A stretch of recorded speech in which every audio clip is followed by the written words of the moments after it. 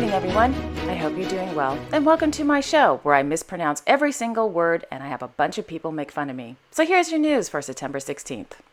In Monaco-Ville, His Serene Highness Prince Albert II of Monaco sent a letter of best wishes to His Majesty King Charles III of the United Kingdom on his ascension to the throne, stating, quote, "Your Majesty, it is a true pleasure to offer you our warmest congratulations on the occasion of your ascension to the throne. The Princess and I wish you every success in leading the people of the United Kingdom and the many great nations of the Commonwealth.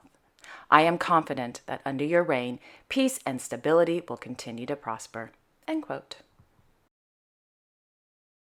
Yesterday afternoon, Prince Albert II congratulated the winners of the 8th edition of the Riviera Electric Challenge in front of the Palais Princier in Monaco-Ville. The winners included various Monegasque government officials as well as government officials from the south of France. Last evening, Prince Albert II celebrated the 50th anniversary of the Méridien Beach Plaza Hotel, held alongside the swimming pool of the Sea Club in Monte-Carlo. In Wales, Their Majesties King Charles III and the Queen Consort of the United Kingdom visited Cardiff. Per Buckingham Palace, the day began at Llandaff Cathedral, where they attended a service of prayer and reflection for the life of Her Majesty the Queen. After the service, His Majesty the King and the Queen Consort met with school children and members of the local community who had gathered on Llandaff Green. Their Majesties thanked them for their good wishes and messages of condolence. Thereafter, Their Majesties arrived at the Welsh Parliament, where they were warmly welcomed by the Lywyd and First Minister, who then presented the leaders of opposition parties. In the debating chamber, the King and the Queen Consort received a motion of condolence from the First Minister. After the session concluded, Their Majesties had the opportunity to meet Welsh Parliament members and members of the Youth Parliament. In the afternoon, His Majesty King Charles III held audiences with the First Minister of Wales and the presiding officer at Cardiff Castle. The day ended with Their Majesties attending a reception for local charities at Cardiff Castle, attended by representatives of royal patronages and members of faith communities. Their Majesties also met with members of the public on the grounds of Cardiff Castle. In Guildford, Their Royal Highnesses the Prince and Princess of Wales visited the Army Training Centre, Pirbright, where they met with the troops from the Commonwealth who were deployed to the United Kingdom to participate in the state funeral of Her Majesty the Queen. Soldiers from Canada, Australia, and New Zealand gathered at Pirbright this afternoon to rehearse their roles in the state funeral. During today's visit, the Prince and Princess of Wales met with senior representatives from the defense staff and service men and women from each nation, whereupon they thanked them for the part they are playing in, quote, marking the death of Her Majesty the Queen, end quote. In London, it was announced that following the death of Her Majesty the Queen, His Majesty King Charles III of the United Kingdom, as patron of the Queen's Green Canopy initiative, will be extended to the end of March 2023 to give people the opportunity to plant trees in memory of Her Majesty the Queen. Quote, as a nationwide initiative created to mark the Platinum Jubilee, the QGC was due to conclude at the end of the Jubilee year in December, as the official tree planting season in the United Kingdom is from October to March. The initiative will now be extended to include the full tree planting season beginning in October and ending in March 2023. The QGC is proud to be creating a living legacy with over 1 million trees planted in Her Majesty's name across the United Kingdom during the first planting season. The extension of the QGC initiative will build on this legacy and serve as a lasting tribute to Her Majesty's extraordinary service to her country and people. Alongside the inspiring floral tributes being left outside royal palaces, people can also gift a tree to honor Her Majesty, with trees to be planted in schools and deprived urban areas across the United Kingdom, end quote. For more information on how to get involved or to gift a tree in honor of Her Majesty, in the description box below, I will leave a direct link to the official website of the Queen's Green Canopy. This afternoon, Buckingham Palace announced that on Saturday evening, Her Majesty the Queen's 8 grandchildren will stand vigil beside her coffin in Westminster Hall at the Palace of Westminster for 15 minutes.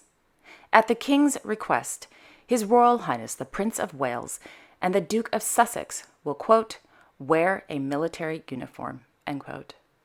According to journalist Mr. Richard Palmer, quote, William will stand at the head and Harry at the foot. The other grandchildren will be in morning coat and dark formal dress with decorations. William will be flanked by Zara and Peter Phillips, Harry by Beatrice and Eugenie, with Louise and James in the middle, end quote. In Madrid, His Majesty King Felipe VI of Spain held an audience with the governing board of the Official College of Architects of Madrid at Palacio de la Zarzuela. The Official College of Architects of Madrid is a public law corporation that represents and defends the professional interests of Madrid architects and safeguards the cultural and environmental values of architecture for the benefit of society. In the afternoon, His Majesty held an audience with representatives from the scale of senior optional technicians of the autonomous bodies of the Ministry of the Environment. The work carried out by the higher optional technicians of the autonomous bodies of the Ministry of the Environment is to protect the environment and fight against climate change from different points of the Spanish geography. Overall, they are highly specialized officials who have decided to dedicate themselves to public service in the area of environment and have passed a demanding selection process. This evening, Their Majesties King Felipe VI and Queen Letizia of Spain attended a concert in celebration of the 50th anniversary of the cancer research of the Spanish Association Against Cancer held at the Auditorio Nacional de Música in Madrid. Her Majesty Queen Letizia is Honorary President of the Spanish Association Against Cancer and the Scientific Foundation of the Spanish Association Against Cancer. Meanwhile, it was announced that Their Majesties King Felipe VI and Queen Letizia of Spain, along with Emeritus King Juan Carlos I and Emerita Queen Sofia of Spain, will attend a state dinner at Buckingham Palace hosted by His Majesty King Charles III of the United Kingdom on Sunday.